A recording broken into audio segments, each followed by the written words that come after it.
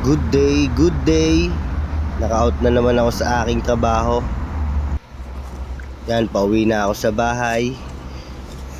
Syempre, may pasalubong tayong Jollibee para kay Bossing. Paalis na kami ngayon. Papunta nga pala kami sa May Carmona, Cavite para kumain ng malupit na sisig ni Tolentino.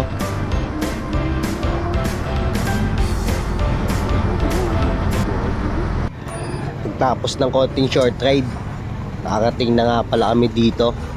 Kasama ko ngayon ang aking dalawang katrabaho. Ayan nga pala yung mga menu nila. Ayan, makikita nyo. Syempre, yung orderin natin dyan, yung 85 pesos. May kasama ng sisig, rice, and egg.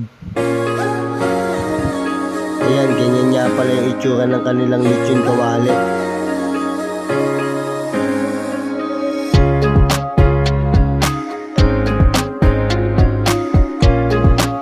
Ayan na yung aming order.